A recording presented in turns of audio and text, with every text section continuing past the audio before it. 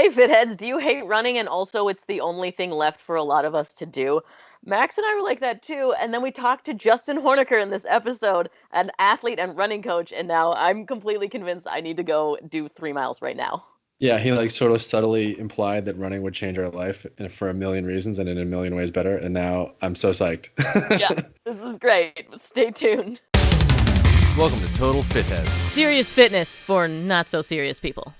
What's up, Fitheads? Today we have Justin Horneker, a running coach, and I'm stoked about this. I have a billion questions. Hello, Justin. Welcome. Hello. It's good to be on. I'm happy to answer your questions. Yeah, heck yeah. I ran a whole lot.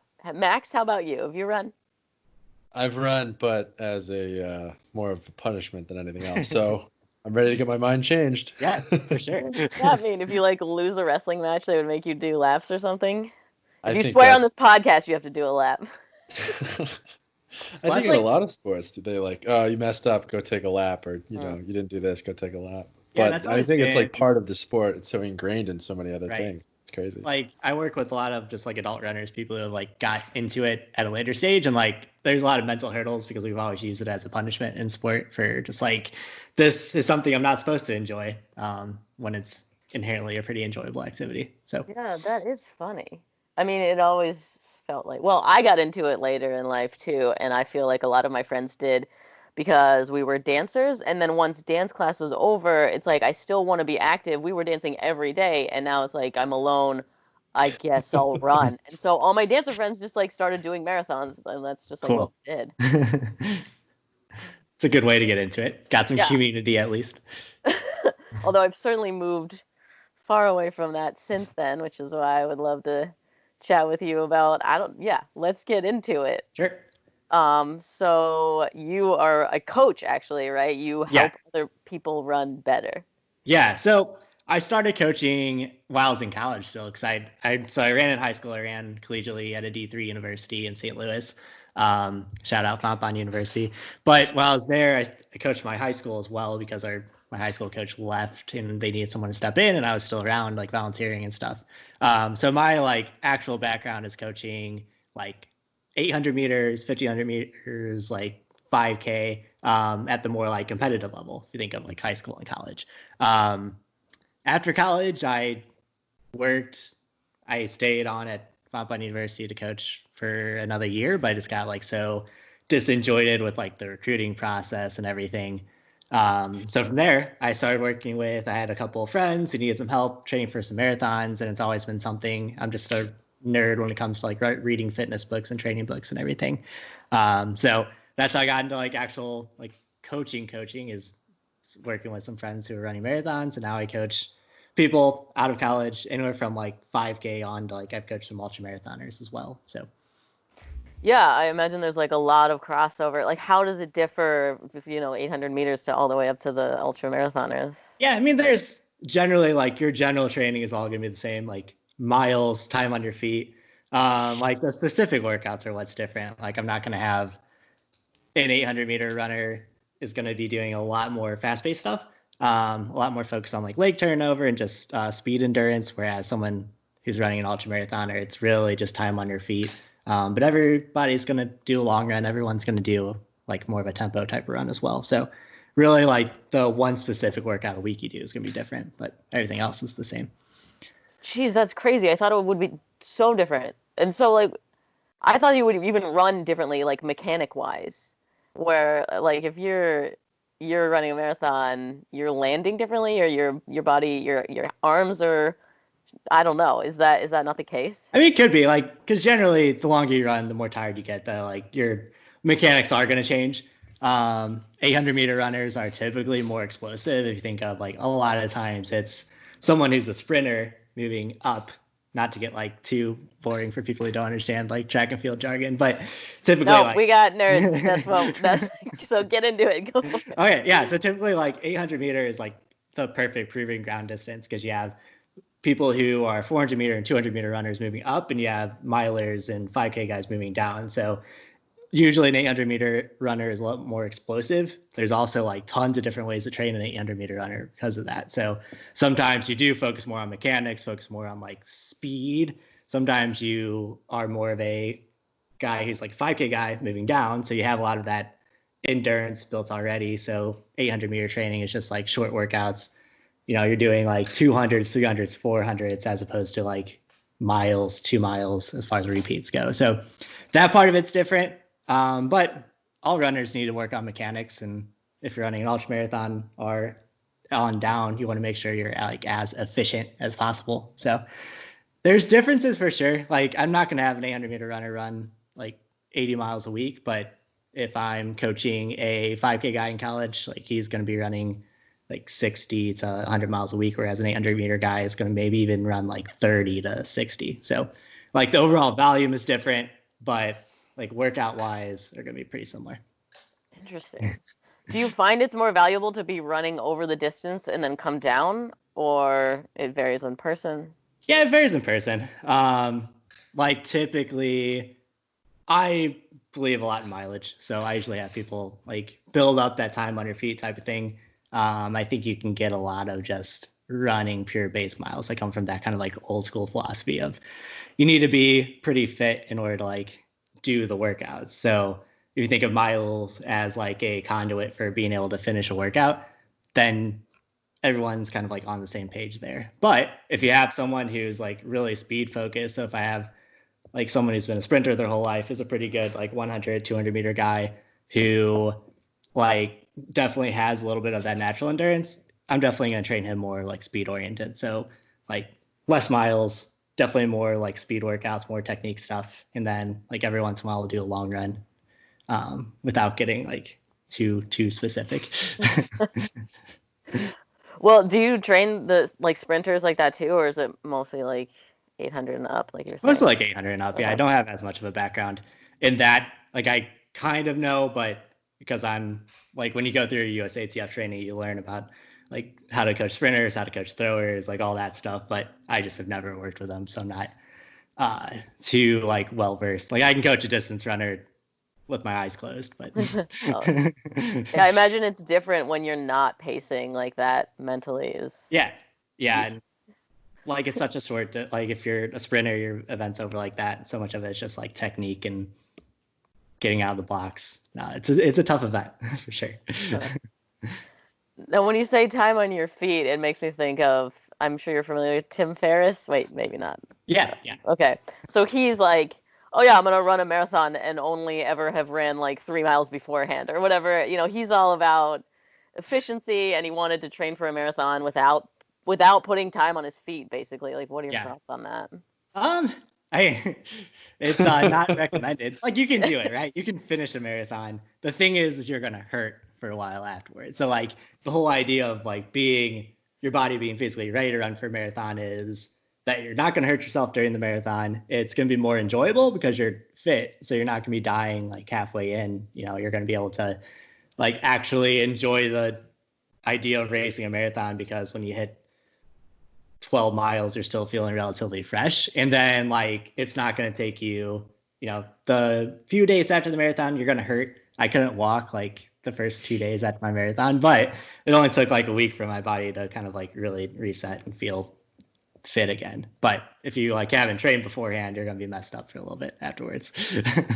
Yeah, dang. In my general experience. So one of the like pioneering distance coaches was Arthur Lydiard, and his whole thing was like periodization, but everyone has this really big base. So you build this big base, which is basically, time on your feet, miles run.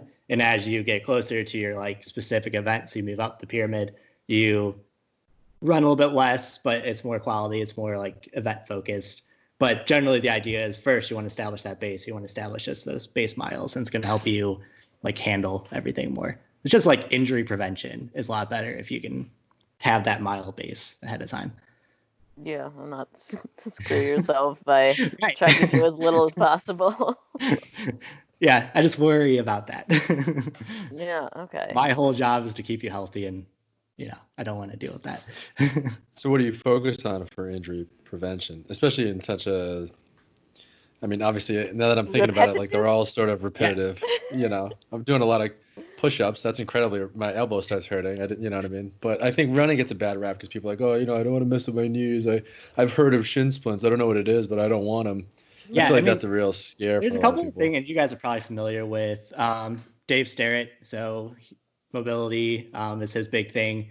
And that's something that I picked up from my college coach, is we did a lot of like weightlifting mobility stuff. So like just making sure your hips, your glutes, your hamstrings are super flexible. Like that's the one thing. Like a lot of like foam rolling, lacrosse ball manipulation, on top of just running miles. So the like big things about injury prevention are, one, making sure like your running shoes are totally not worn out. Like that's a huge thing that a lot of people don't think about. Making sure your mobility is on point, that you have a good like mobility program for before you run and after you run. So like 5 minutes each way. That's like the first thing we usually don't do, is we want to jump into the run and then we want to get back and get it over with. But if you can do like a 5-minute dynamic warm up, do like 5 minutes of some sort of mobility after your run, it goes a long way to keeping yourself injury free. Oh, interesting. I never think about cool down. I'm just like, sure, whatever. I'll just stop sweating in the car on the gym. Yeah, On cool the down ride. is like crack a beer. Yeah. Yeah, I mean it's a lot of the concepts of like just general weightlifting are going to apply to like running as well. So you aren't going to like put down a weight and just like go about your day. Like you're going to want to do something to like get your body cooled down, get your body like back to a rested state. So like that's where a lot of injuries come in, is you get done with your run, you hop in the car, and now everything's stiff because you've been sitting down, and the muscles go from working really hard to now we're just cramped into that sitting position. So if you can like bring that core temperature back down, and then take that time to like mentally think about what was stiff on the run. So if I'm going for a run and I feel like my hip, is feeling really tight, it's feeling really stiff, something doesn't quite feel right, the second I finish my run, I'm going to roll it out. I'm going to take a lacrosse ball to it, try to like work that area and make sure I'm kind of breaking up some of that scar tissue and making sure it's like super mobile. Because I just have like tight hips in general. So that's something I'm always thinking about. So then once you're there, everything's a little bit more supple. And then you're going to run into your next day, and then you're not going to be quite as tight, and things are going to work a little better. What if your joints hurt? And so the big thing about that is just making sure that you're warmed up properly. Because a lot of times when we have like knee pain, the two big things are making sure that your like shoes don't have too many miles on them or aren't too old. Because that's something where like the lack of just like support and cushion can play a major part in. And then the other thing is, a lot of times our like knee pain is going to be more of that our muscles are really tight, so they're pulling on those tendons. So if we have a really tight quad because we haven't really warmed up properly, we get into the run and we just take off, that quad is going to pull on those tendons in your knees, and that's when a lot of that knee pain comes in. So a lot of that can be solved with just a really good warm up, and then after your run, making sure we're stretching everything out, making sure we're working on mobility, and that helps with a lot of just joint pain in general. Would you then recommend not running like later at night and going to bed because you're just like stopping mobile right after? Yeah, for running? Sure. There's a lot of research that like running before bed, or like doing anything before bed, like I think the timetable is like 3 to 5 hours is really bad for your sleep in general.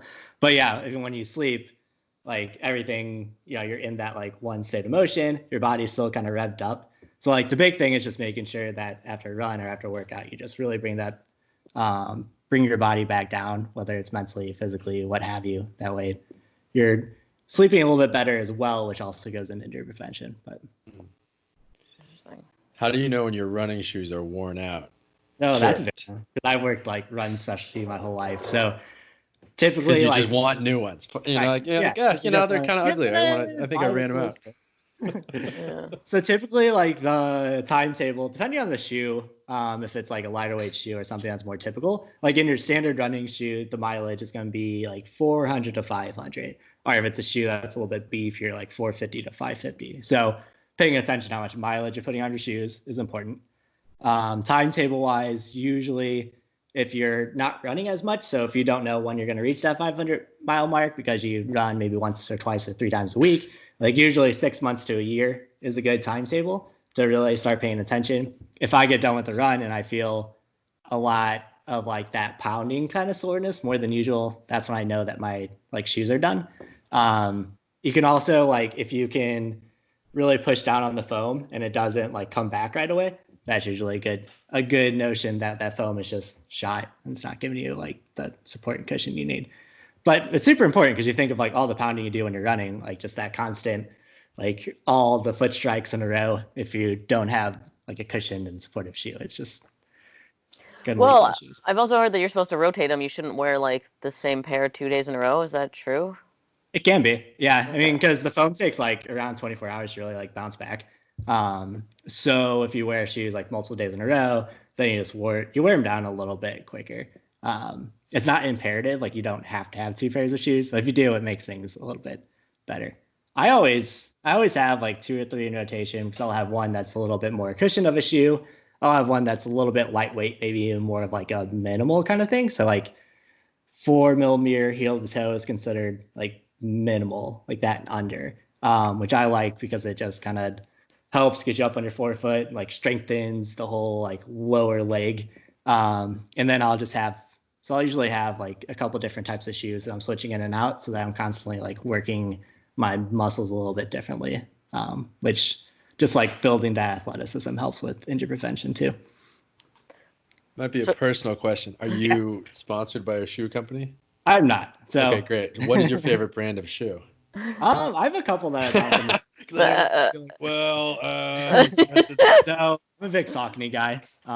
Like the Saucony Kinvara and Saucony Freedom are like my favorite shoes ever.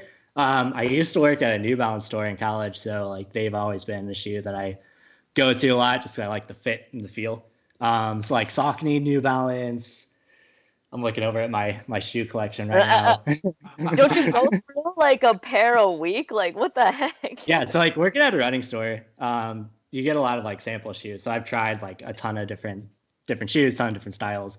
And like I always go back to like Saucony and New Balance are kind of my favorites. Ultra is a brand that I really like right now too. It's a 0 drop, meaning that like heel and forefoot, you're on the same level. But they have some that still have like some cushioning to them. So you can like work in that kind of barefoot style of shoe, but still have like some sort of like that cushion feel. So it doesn't feel like you're just running on that hard surface all the time. Yeah, I mean, those are probably my favorites right now. I'm picturing like, in like the movies where the action hero is like, I gotta go to work, and he looks at his wall, there's just guns everywhere. That's kind of what it's like. I have 3 crates, like right by the door. I have 3 crates stacked on top of each other with all my shoes in. Gotta go to work. The Hoka Clifton is one I'm running in right now too that I like a lot. So like Hoka, Saucony, New Balance, those are my 3 that I always kind of go in between. But yeah, if you came into my house or my apartment, there'd be just shoes everywhere all the time. My fiance can attest to that.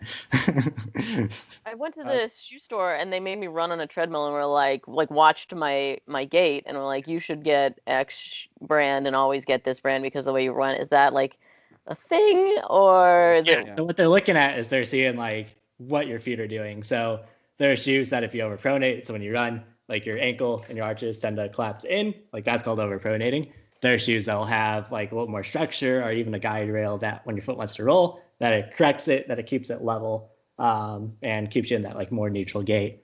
If you're like more of a neutral runner, then it just making sure you get you in the right shoe. Because if you are a neutral runner and they put you in something that's more supportive, sometimes that ends up pushing you to the outside, which then leads to problems, like especially in your shin. If you're being like pushed to the outside of your foot a lot, and it's going to just cause like a lot of excess strain up your whole leg and body. So it is important. What about barefoot running? Like you want to get close to it. It seems like with your shoes, but you wouldn't actually run barefoot. Yeah, I mean, like barefoot is tough, especially like I live in the city, right? So there's always things on the ground that you have to needles. Glass. Yeah, I live in downtown Kansas City, so like couldn't even fathom. Like I personally like the barefoot style of running. It's not for everyone. Like, so if you need something if you're a runner that needs a little more cushion, if you're like pretty injury prone, or if you just have a lot of stability issues, usually like barefoot running or that style of running isn't good for you. I like Ultra shoes a lot because they have that kind of barefoot style, but they still have a little bit of cushioning to them. I like it because it still like works on strengthening that like ankle joint and your knee joint, while still like not feeling like you're pounding on the ground all the time. It's like for me, like I've always run in something that like isn't that cushioned. Like I've always liked that lightweight kind of flexible shoe, but when you're doing a ton of miles, you still want something every now and then that feels a little bit softer. Do you find yourself landing more on your heel when it's cushioned? I know I have that problem. I have to think like if I was barefoot, I'd be running differently. Yeah, you kind of like mentally put yourself in that zone of like I need to still be landing more up on my forefoot. But like now there are shoes that are really cushioned, but the heel to toe drop is still like 4 millimeters, which means that like even though there's a lot of cushioning there, it still is kind of putting you up on your forefoot because the difference between the heel and the forefoot is still on that same level. So like that's super important because you have a lot of cushioning, but still land a little more efficiently. But making me realize I definitely need new shoes. Yeah, I think like if you're not paying attention, it can get to the point where you have like 600 miles on a pair of shoes and like you're just not even paying attention to it. You just got to think about it. Yeah, I used to run when my big toe would poke through the top of my shoe. Yeah. Then I would be like, oh yeah, I guess I'm not Fred Flintstone. I guess I should probably get some. Little bit before that. Yeah. Dang. Well, what about the ones with the toes hanging out? Is that just like a gimmick? Yeah, I mean, like Byram's. Yeah. So they're barefoot, right? They just like give you a little bit of protection. Like if it works for you, it works for you. I'm not big on saying that like one shoe is the best shoe. Like we're all a little bit different how our bodies work and how our mechanics work. So like it works for some people, but I think like the thing is when all that research came out and everyone got on the barefoot running train, I think a lot of people that probably shouldn't have been on the barefoot like running kick did, and that's where like people got hurt because they jumped right into a barefoot style of shoe, and a lot of people found out that just running in something that doesn't have any cushioning on the bottom of the shoe is kind of uncomfortable in general. So all right, like the goal is to enjoy it. It's not necessarily to yeah, or do better. Can I put like springs in my shoes and like cheat? Yeah, that's what the whole the Nike Vaporflies, the whole controversy in that is that the foam is super spongy. So really, it's like corking a bat. Essentially, yeah. Oh wow, drama in the running community. I had no idea. Well, okay, I want to talk about this because I feel like there are a lot of people out there that have started running because that's the only option. So like, Can you talk to them? To maybe the guy who used to work out at a park or had a gym membership and now suddenly he's running around the city. Yeah, I mean, for sure. Like the biggest thing is like mentally approaching the workouts a little bit differently. Like when you approach a big like weight workout, you want to like hype yourself up. You want to, get ready because it's like short bursts over time. Whereas running, you want to kind of ease into it a little bit more. Like a lot of times when I work with first time runners that they take out their first mile or their first half mile like really fast because they get themselves like so hyped up for the run that they just like take off. And then the run is really hard because you're like depleted yourself over that first half or first mile that now running sucks because you've only gone 1/3 of what you need to go. So definitely starting slow. If you feel like you're going too slow, that's probably good.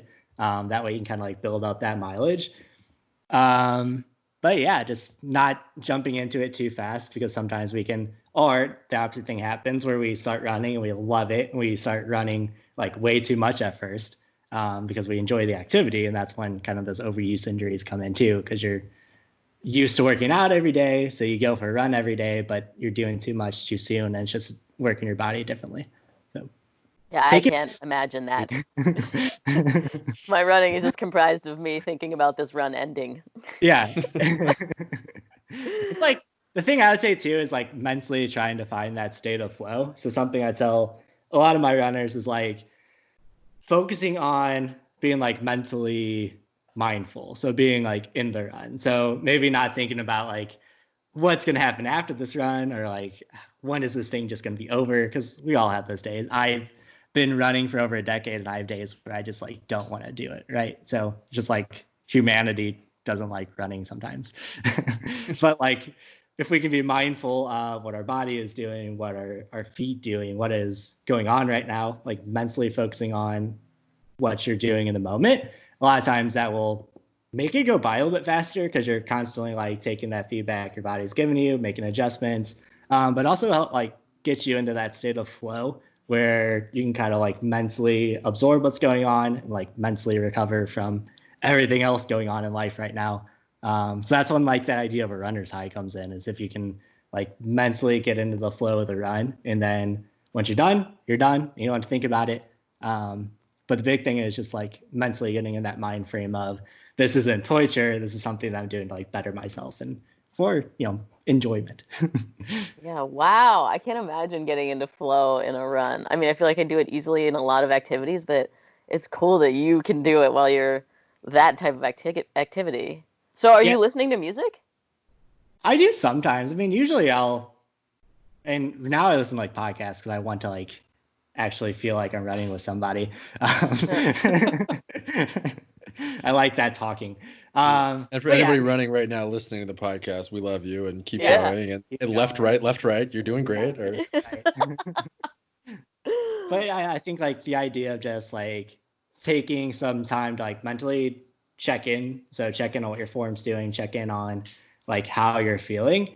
And then the big thing too is just not going too hard. So like it's harder to get into state of flow when you're doing a workout, because then you're kind of focused on the workout and you're working hard, and it's easy to mentally be there, but it still sucks because you're working hard, and no one likes doing that for an extended period of time. But like on an easy run, because not every run is going to be all out, you can breathe a little bit easier. You focus on your breath, focus on just taking things mentally smooth, and you can kind of get into that zone. Okay, so say I'm a new runner, I should just start out and go for it. Like, should I be trying to get faster, or should I be trying to get more distance? Like, what's a good baseline to just sort of get going? Yeah, typically I'll have people focus on distance first. So take it slow. Like really, like I was talking about base earlier, you want to build that base a little bit before you start working in like workouts, so faster running. Sometimes I'll have people do what I call strides.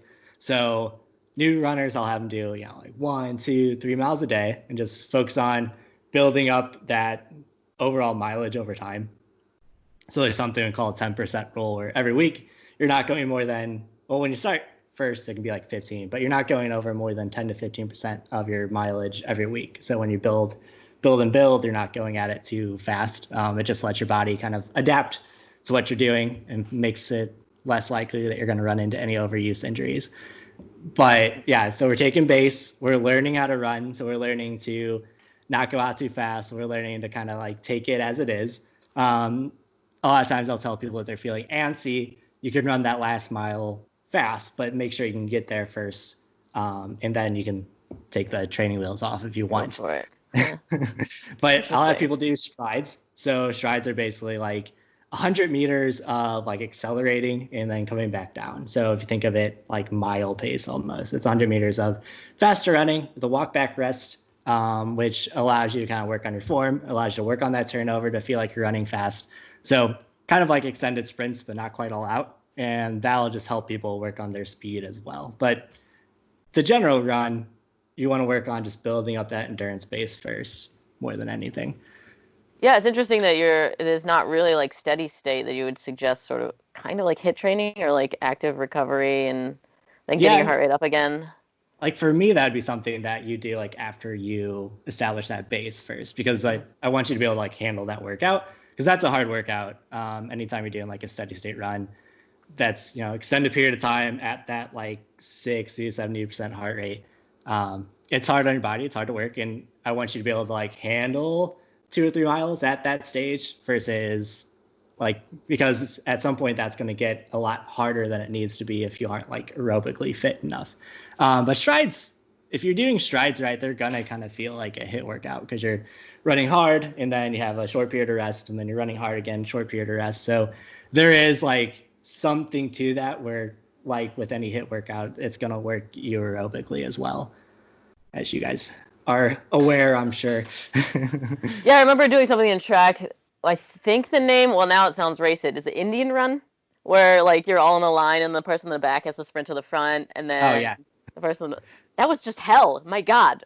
I was at the mercy of all the other dudes that ran track. Ugh. And it's punishment again, so it makes it seem not fun. Yeah, once again. Huh. Yeah. So what about like eating in the middle of runs? I know if you're going a really long time, people have those like shot things. Yeah, and like I think that we probably put too big of an emphasis on that. Like we kind of buy into the gimmick a little bit of like needing to eat while you run. So typically any run over 2 hours, you should have like some sort of fuel on you. So if you're marathon training and you're doing like your 2.5 hour long run, at that point you should have like some sort of gel packet or whatever works for you fuel wise, that you take in like every 45 minutes on the run. But anything under 2 hours, you don't necessarily need anything fuel wise, unless you are like specifically trying to practice for like your marathon or your half marathon. Like that's the only time that I would necessarily recommend it. What about fueling up beforehand? Fasted training is like really popular right now. And they like there can be, because like the whole point of running a marathon is that you're like depleting all your glycogen stores. So like there is something to be said for running fasted. It helps. I don't think you need to do it every day because it forces your body to work a little bit harder than it needs to. So your body is learning to run when its fuel stores are low, which is good for training. That's kind of like the purpose of any workout, is to teach you how to run when your body's like in crisis. But there are also workouts where you want to be able to run well. So you want to be able to run faster. So you need to be fueled properly. And when you're kind of in that state of like glycogen depletion, that's when you're like not enjoying things. There is something in the marathon called the wall. So usually that's like mile 20 to 22, that when your glycogen store is 23. No, mile 3. Mile 3. 0-3. And that's when like your glycogen stores have officially been depleted and everything becomes really, really, really hard. And that is usually people's most miserable experiences in their lives, is when they're climbing that wall to the finish. So just something to think about as far as like fasted training goes. So fasted training helps your body kind of get used to that glycogen depletion, but it's also like at some point it's going to be like physically impossible for you to. Really? What about like well, if you're going into ketosis and you are keto adapted and you're whatever metabolically flexible and just start burning ketones instead? Like, wouldn't you avoid the wall? I don't know. I mean, that's something that I'm not like as well versed in, because typically like with long distance running, so the longer you run, like the more reliant you are on those glycogen fuels. And if you think of like your typical long distance runner, there's not a ton of like fat storage there. Now, there are also a bunch of ultra marathoners who do run as keto athletes, so they are fat adapted. So that's something that I'm not like as well versed on, because like I said, I come from that like check field background of people needing to run like faster. And typically to get to that like faster state of running, you need to have like really accessible glycogen stores. So usually in fat adapted runners, you're looking at people who are maybe a little more slow twitch, a little bit more kind of that longer time on your feet type of running. I have not ventured into that world as much, but for me, like from my aspect of running, that in order to run as fast as you need to, I look at what the pros are doing. So professional runners, for the most part, are living like a multi-grain type of diet where you're eating a lot of like whole grains, a lot of like slow digesting carbs. And that's kind of typically where we want to be at if you're focusing on running. But if you're also running for exercise, you don't necessarily need to like be as in the weeds with that stuff also. So Yeah. Do what works for you in general. Yeah, I've heard like the average person, like the speed that you should run at is like you could still hold a conversation. Is that like, does that hold up? Is that so, right? Like generally your easy run day should be, I should be able to kind of talk like this with somebody, maybe obviously a little bit more winded. But like when I'm running with my friends, like we're having conversations while we run. So that's when you know you're not going too fast, but you know, your body's still working. It might feel easy, and that's what makes it fun, is that you can talk on the run. I have a lot of college teammates who ran every day. We had a lot of like meaningful conversations, and you kind of have that like bond because you're training partners. So yeah, that's like completely changed for everyone now, which is crazy. Yeah. Well, yeah, tell me about the like running coaching and like remote running with people now. How are you doing this? Yeah, so I had like started as a running coach, like I said, after college. And it's just like personal training, where I have a plan I send out to everyone at the start of the week. I'm accessible. I have prompts for them to think about before the runs, and just like with personal training, it's I give them a plan to follow, and they come to me for advice. With everything going on as far as like social distancing guidelines, there's a running app called Charge Running that I've started coaching with and working with a bit. And their whole thing is like an on-demand running service. So they have like classes every day. So if you think of like kind of like how like Peloton, that sort of thing, where it's like digital classes every day where you jump into class, there'll be a certain run. There'll be a coach there to kind of like coach you through it. So I These are started people on treadmills? They're not outside? outside, either Oh, or. so you're But like holding your phone and like getting yeah, coached. so it works through GPS. It also works if you have an Apple Watch. It works through like that GPS too. Oh, cool. But yeah, so I can see like when I go to coach a run, I can see what everybody's doing, like pace wise, like heart rate wise, if you have that like calibrated in too. So I can give everyone kind of like individualized response as far as that goes. It's pretty fun, especially like in time right now where running alone sucks for the most part. So if you can have like just somebody to talk to give you feedback, that kind of helps things too. That's super interesting. Especially when you're like getting into running, because like I can run alone every day of my life and enjoy it. But if you're a new runner and you are still like getting the swing of things, having somebody to talk to is really helpful. Yeah, so about how many people are like running together on average? So like we have classes anywhere from like 4 or 5 people to like 20 people. So it can be a pretty good sized group run. And is it like a big Zoom call where you're all talking to each other, or is it mostly you're like coaching and talking? So yeah, it's me coaching and like getting all the feedback. So there is a chat where you can like chat into, but it's not a voice chat or anything like that. So okay, got it. Do you find it's mostly people from the same part of the world, or is it like, how does that work? So right now it's it's all over the US. So a lot of it started as a small startup. So the founders are from Chicago, and a couple of the early coaches were from like the Atlanta area and the East Coast.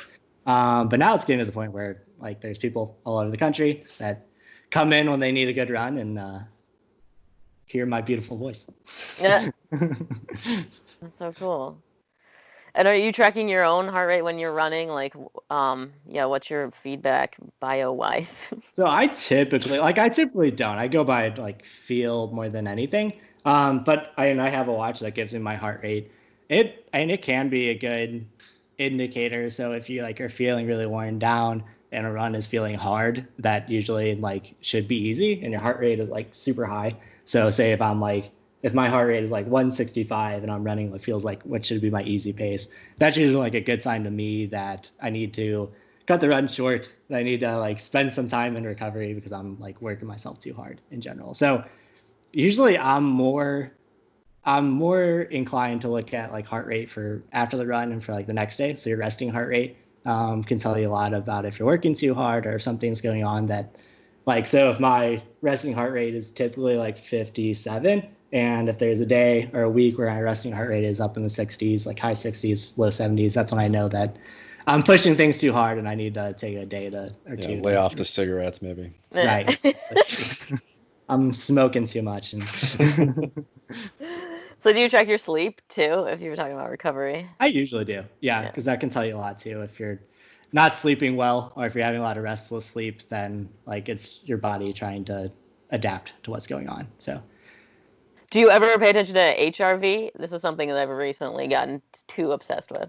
No, like explain it to me a little bit because I actually am not. So HRV stands for heart rate variability. Okay. It's just like it's like training. It's the same way that you're looking at your resting heart rate. You can also look at the amount of space between each heartbeat, and the more that changes means like the more that your body is responding to the environment and in better shape. And so you want your HRV to be higher, where's your resting heart rate? You want to be lower, whatever. I don't know. It's just another thing that my watch tells me I'm like obsessing about.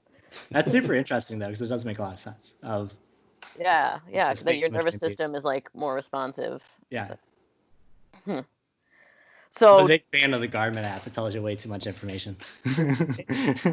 Sweat. I can't wait till it tells me how drunk I am. Yeah. There. I can usually tell though. If you look at like whenever I look at my sleep on a night where I drank too much, it's like all like super high stress sleeping. Yeah, I don't think I need a watch to let me know I'm hungover.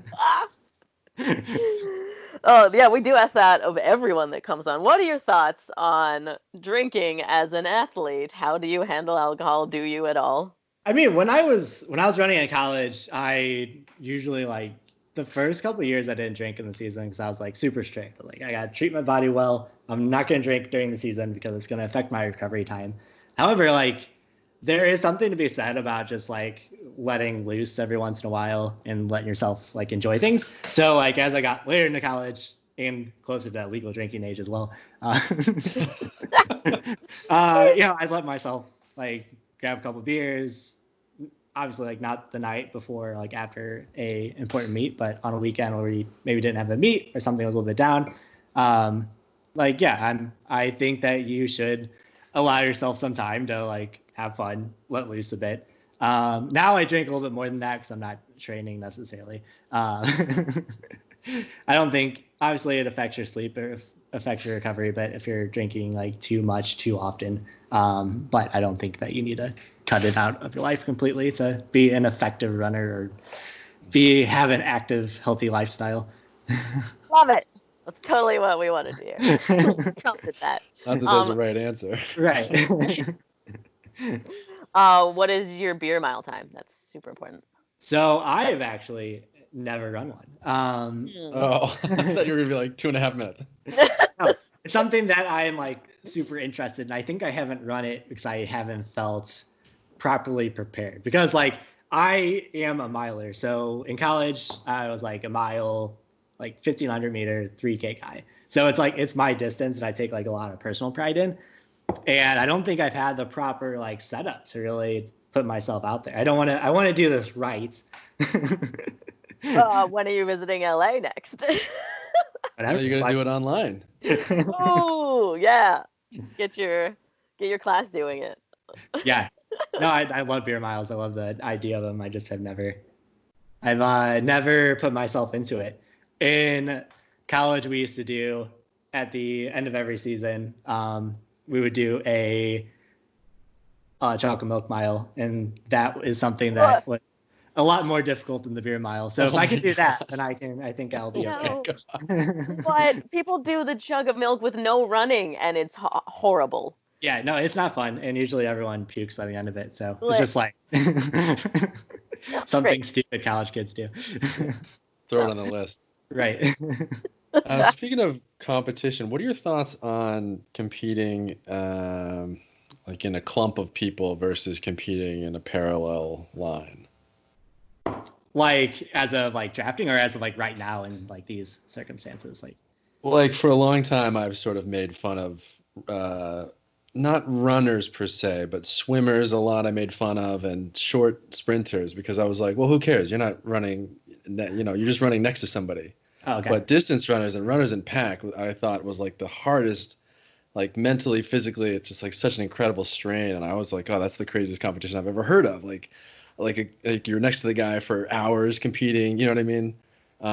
Yeah, it's like being in the pack is a lot easier though, like mentally, because that way you're like with somebody, so you can like key off them, like you're next to them, you feel like that connection. So like something that is like one of the most demoralizing things in like competing is when you're in that pack, somebody makes a move and then you can't cover it, and now you're behind them. You can kind of like key in on them, but if they're moving away from you, it's like it takes so much more effort to catch back up to them than it did running the same pace running with them. It's just like, for whatever reason, mentally, it's such a big like boost your morale if you can be in that pack, and it seems easier to like connect with them just because mentally you can key in on what they're doing. You can kind of like zone out a little bit and just like run in the rhythm, as opposed to like trying to actively chase somebody down. It takes a lot more mental effort. Do you do stuff to coach for situations like, as a coach, do you coach for like competitive situations like that? How to get like generally like, because the mental side is something that we just like don't take enough pride in, that we don't train enough. So a lot of times I'll have my athletes just like when I'm telling them to visualize the race, like visualize a couple different scenarios. Like, because a lot of times coaching, where I was coaching, like you're not coaching people to win a race necessarily, but you want to coach like to where you're with the pack and that you can make your move and that you can pull away from the pack, and to think about it and think about mentally what would happen if you make your move and you don't get far enough away and they catch back up to you, and like mentally prepare yourself for what you're going to do in that scenario. Or if the pack at some point drops you, mentally prepare yourself for like, how am I going to get them back? How am I going to reel my pace back in? It's definitely something that you can kind of like think about, mentally gear yourself up for, like to get ready for. And like, there's a lot of studies that if you're mentally prepared for something, it's a lot easier to handle in the like heat of a race or in the heat of competition. Like if you're thinking and your mental strategy is like, okay, I'm going to sit behind them. At some point, I'm going to kick, I'm going to get away from them, and I'm going to win the race, or I'm going to hit my time. And then when that doesn't happen, mentally, you're not prepared for like what that next step is going to be. And it's a lot harder to get keyed back into the competition at that point. Interesting. As a figure skater, I always just would want to think about like landing the jump or whatever, but Yeah. like thinking about like, okay, if you take off wrong, like how are you going to deal with that? Yeah, Is an interesting way to get prepared. I want to kind of like be ready for it to go wrong. Like mentally have that plan B of like, okay, if things go not the way I want them to go, how am I going to respond? Like this is all stuff I worked on because I had a lot of like race anxiety growing up of just like, if something didn't go my way, my race was going to be terrible and it wasn't going to go well because I had pictured this one thing to happen. I was so anxious and so like hyped up for it that when it didn't happen, I just mentally was fried and I couldn't like get into the race. I couldn't reconnect. So a lot of what I work with my athletes are like things that I've had to work through myself that I can like kind of like pass the wisdom, so to say, onto them of be prepared for when things don't necessarily go your way. If they do go your way, that's great, but have that plan B, plan C, plan D, so that we can mentally be ready to get back into it. Also, like having a mantra. So like thinking about something that you can say in your head for like, if you do feel mentally unconnected, and this goes for like training and for workouts too. If there comes a way where you feel mentally you're just not into it, something's happened where your mind's off elsewhere, have a mantra, have a phrase that you can think that like pulls you back in. That was something that I've learned from just a couple different track coaches that have worked on that with athletes, just having that one word or that one mantra that just like mentally you hear it, then you think, okay, now I know that I'm back in the race and I need to like mentally reconnect. And it's a little bit easier. Is it a secret or like Inception? No, just whatever you want it to be. So what's yours? My mantra was always, it changed depending on the year. It always had like some sort of like significance. But like quick feet was always something I used to think of. So whenever like my coach would see me like out of it, she'd go, quick feet. And then like in my head, okay, quick feet. I got to work on my turnover, get back into the race. But it's whatever is meaningful to you and whatever sounds right to you. It can be something poetic if you want. It's so much like meditation. Yeah. Do you meditate? I do. Yeah. I mean, I do a lot of like mental like strength type of things. So that's always been something that I've had issues with growing up, and like dealing with anxiety my entire life, like meditation, finding flow on the run, like being mindful, having mindful practices. Those are all things that I can like help myself for keeping all of like keeping my busy brain at bay, and just especially like in competition, because that's when it kind of acts up the most. If I can like mentally have something that I worked on in training or just in life in general that I can think about that brings myself back into the moment. So I'm not like mentally checking out and I'm not mentally like being away. It helps a lot. And it can help like in your daily life too, of if I'm working on a project and I like mentally I'm not in, I can kind of like refocus. And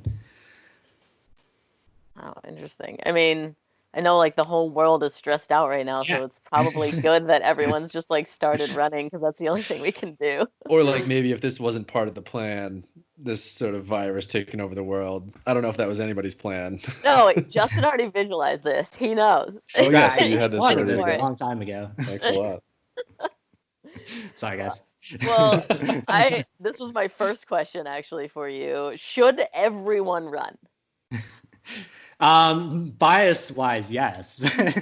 Yeah, I was wondering if you actually thought that. Everyone needs to run. I mean, obviously, like anything, it's not going to be best for everyone. We all have something. Like I think that we're all individuals. We all have our own motivations. We all have something that's going to work best for us. I just want to see everyone having an active lifestyle. So if you hate running, but you can go if you like riding your bike, if you like yoga, if you like lifting, whatever it is that like gets you active, I'm all for that. Obviously, like being a running coach and being in the running sphere, I want everyone to love running. I want everyone to love watching running. But I know realistically that's not going to happen. We talked about doing like stretching mobility stuff but are you doing like cross training? What about swimming? You get on the elliptical, Yeah, I mean, I don't necessarily like have everyone do it, but if I have a runner who has an injury history or is coming back from running, or if you just feel like really sore and beat up, like swimming, cycling. I in college did a lot of pole running. That's pretty fun and way to just like at least still be in that motion. The elliptical is really nice for pole like running? still. Yeah, so just running in the pool. So they have like those. Oh, pool running. Okay. Yeah, they have those aqua belts that you put on, and then you look really stupid, and you're kind of running in the deep end. Cool. The elliptical is really nice for like still like being in that forward range of motion. So there's a lot of like crossover for like time spent ellipticaling versus time spent running. If you're cycling, usually you have to cycle a little bit longer to get that same benefit that you would running. So if you're cycling for the purpose of running, you usually need to work a little bit longer than you would if you're just going about it. But there's a lot to be said for keeping the stress off your joints and off your body, especially if you're really trying to build that fitness and you're like having a rough time just staying healthy and staying not feeling beat up all the time.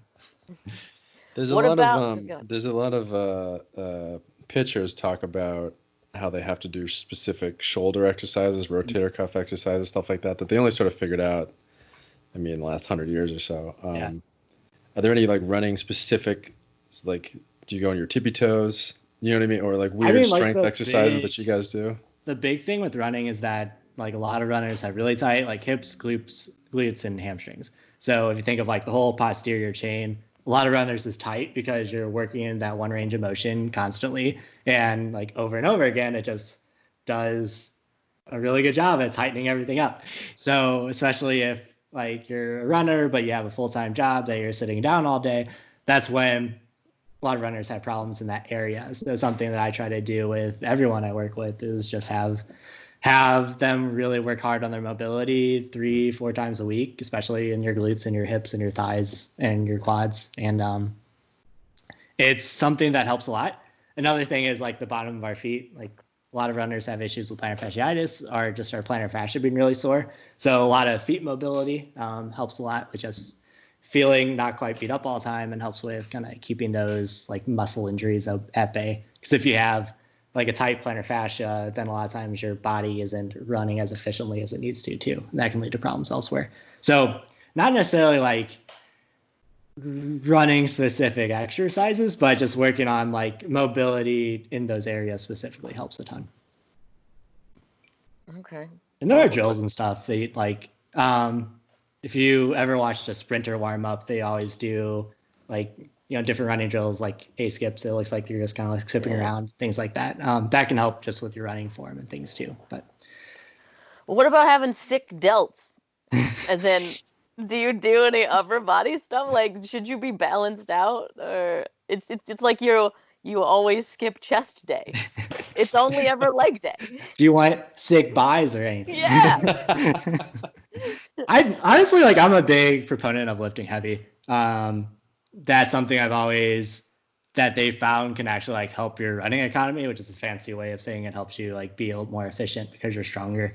Like I'm a big fan of having my runners have one day, if I'm having them, like especially when I worked with college athletes, like one day where you do like the big 4 lifts. It just helps a lot with just like general strength, especially like things that strengthen, like it's not what you asked, but like squats and deadlifts help a lot, just like strengthening that posterior chain. But I'll also have them bench, I'll have them, do pull-ups, anything that's going to strengthen that core, because lifting strengthens your core, and you want to be like nice and strong, so that when you get to the end of a race or the end of a workout and you're really tired and things are falling apart, if you have a really strong core, that's when your form will stay pretty consistent.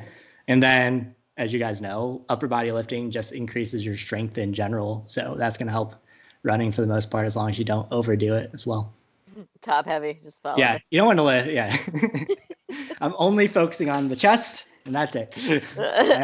Bear crawl ultra marathon. Let's do it. I'm in. Sold with beer. I'm in. I'll come back. Well, so do you ever think about?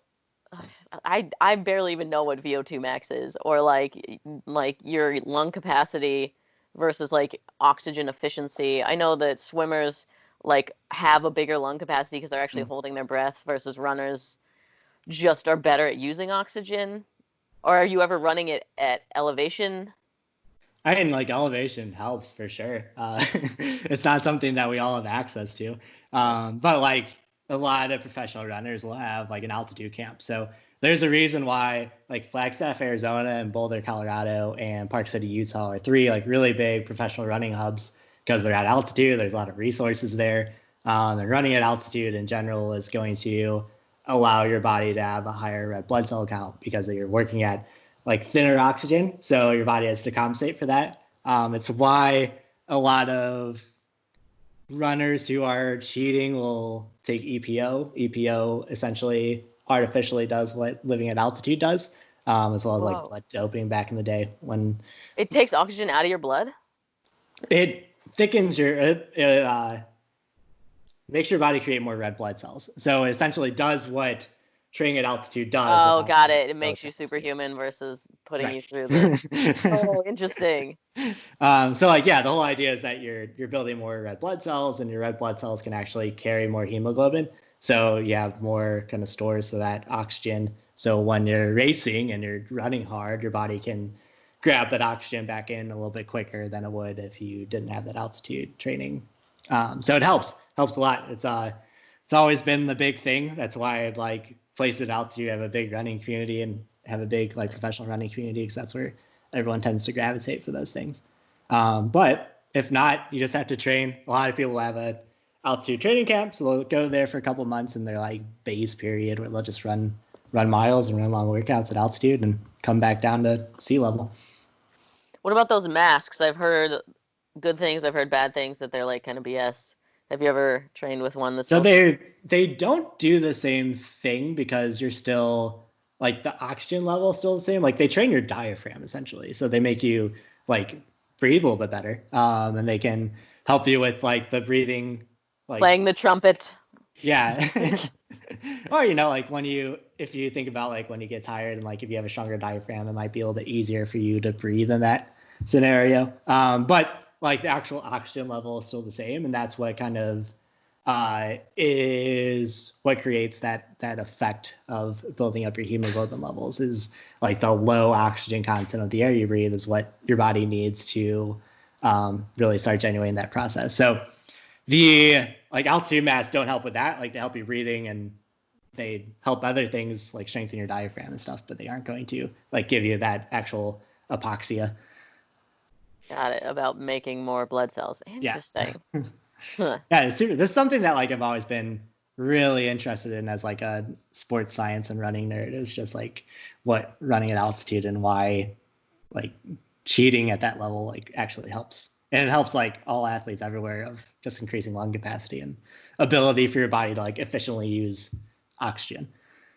Yeah, I went to Bulletproof Labs, and they have this device where they give you less oxygen, and they make you sprint on a bike, and then they give you more oxygen to like recover, and like, but it's a really short workout, and afterwards I was just like wiped, just absolutely like mentally, physically beat up, and like it was very clear that I needed to do that a bunch to get anything out of it. I've only done it one time, but there's about like a 2-week period that most people go through when they go to altitude the first time, where it's like you can almost get like sick just from like the training and everything, and like the low oxygen level and everything. So it usually takes you like 2 weeks to actually get used to being there, and then it takes you like you have to be there for at least a month to get like that long-term benefit of. Yeah, that's crazy. But yeah, it's something that you have to do a lot of. And I know you said that you train people that run on treadmills. Do you ever run on a treadmill? Are you always outside?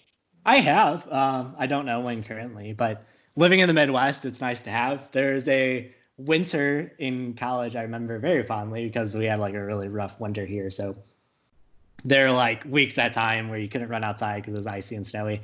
So treadmills definitely help. There are some things that you need to do, like you need to mess with the incline a little bit and know that not every treadmill is the same or calibrated how you want it to be. But as long as you're working, it's all going to affect your body the same way for the most part. So yeah, you're like running differently at all in there, or is it more about like changing what the actual treadmill's doing? Yeah, it's more about just like changing what the treadmill is doing.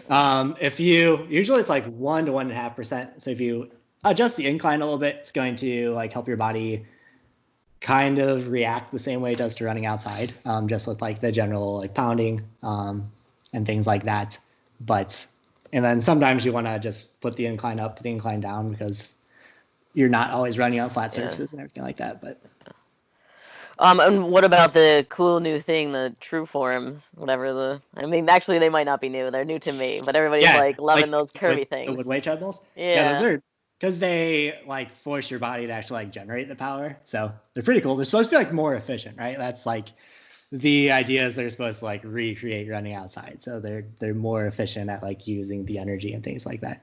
I don't know. I think they're cool. I've never actually used one for a long period of time, but like apparently they're really good if you want to like work on like sprinting indoors and things like that too. Okay. And they look pretty fun. Yeah, they do look cool. They're scary. You can like just take off by accident. Yeah, and there's no like speed limit on them too, so you can. Oh, cool. I mean, I have one more super important question. Yeah. How do you stop a cramp? I know that you must have gotten athletes that are like, "Ow, I have a stitch" or whatever. Everybody has a trick, no? The hard thing is that when you start cramping, it's hard to stop. Like the big thing you want to do is make sure you're hydrated enough, make sure your like electrolyte levels are where they need to be. That's like the big thing. And then if you're doing like a long workout or it's hot outside, just making sure that you have water, making sure that you are like fueled in that way. Like that's the big thing. It's just making sure before you head out the door that you're hydrated enough, that you're fueled enough. That's usually what will stop cramps. Sometimes it can be like a larger thing. So if you're getting cramps all the time while you're running, it can be that like just your electrolyte levels are low or something in your body is not acting like it should. But usually if you're well fueled and well hydrated, that's how you. So it's really a water thing, I thought it was an oxygen thing. Everyone's like, I felt like that was general knowledge that you're not breathing correctly, but it's more electrolytes, water. Yeah, more like electrolytes and water. And like sometimes if you're like hunched over or like something in your form is like off one way or the other, you might be like working one of those muscles in your core strangely, and that can be like what causes it too. But for the most part, like just making sure everything is well hydrated and that you're replenishing your electrolytes when you need to. How many gallons? To electrolyte drink. Yeah. Yeah, I mean it's so individualized. Like everything with nutrition, hydration, it's like such a person by person basis of like what works for you. Because if you're like, I'm a pretty heavy sweater, so usually I have to drink more than like the average person were to have to. So like the amount of hydration that I need is not what everyone else needs because I lose a lot when I'm on the run. So like some people, if you're like a light to moderate sweater, you don't need to replenish as much as you do as if you are a heavy sweater, and there's a lot of like science behind what your body actually needs. Are you into Gatorade? Do you drink? So I typically I use Noon. It's they're like little tabs they put in water and it like fizzes up, and there's a lot less like additives to it, so to me it feels a little better. But yeah, that's typically what I'll use. So I'll like just drop one in when I get back from my run, go take a shower and come out and pound one of those bad boys. 0 cramps. Solid.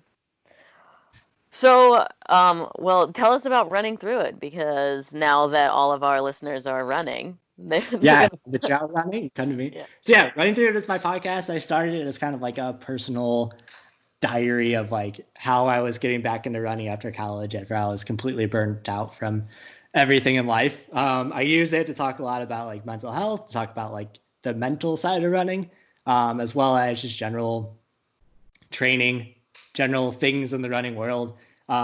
This past year or so, I've been having professional runners, athletes, coaches on to talk about kind of their life and what it's like being a professional runner as well. So that's been kind of interesting. I talked to Kim Conley, if you're familiar with the running world. She's a multi-time Olympian. I've had Lee Troop, who is an Olympian and coached one of the qualifiers for the Olympic trials, as well as Jake Riley, who is his athlete that qualified on the podcast as well. So really kind of tips and tricks. And I talk to pros to kind of get their insight into running and things that you can take away from their training to your training and that side of everything. Awesome. So wait, where can our FitHeads find Running Through It? Yeah, so you can find it. I mean, I'm on all of the podcast apps, so Spotify, Google Play, iTunes. If you just search Running Through It, you can find it. You can go to my Twitter and Instagram. I always have it linked. That's at Horneker Justin, my last name, my first name. But it's pretty easy to find. All right, sweet. Thanks. I think I need to go sprint right now. Just get out there. I mean, no. Low and long and slow. Just don't go out too fast. Like that's the big thing, is if you can like enjoy it a little bit more when you're not dying right away. Yeah, Max, we want to chat while I'm running. Make sure that I'm not going too fast. Yeah, just make sure. Let me enter. I'll link your Apple Watch and we can watch you. All right, thank you the so goal much. should be for Max to be able to enjoy a run by the end of this. As much as I badmouth running, I realize I run almost every day. I loved it in high school and college. It was like my number one workout. I like getting outside.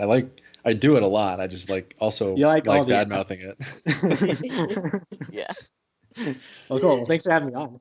Yeah, this was awesome. I appreciate being able to pick your brain. I needed it way back when I was doing it in running blind after high school. So appreciate Yeah, it. and if your listeners have any running related questions, they can always shoot me a message as well, and I'll be happy to answer them for them. Sweet. Yeah, hit them up, fitheads. All right, thanks. Subscribe on Apple Podcasts, and we will see you next week. Bye.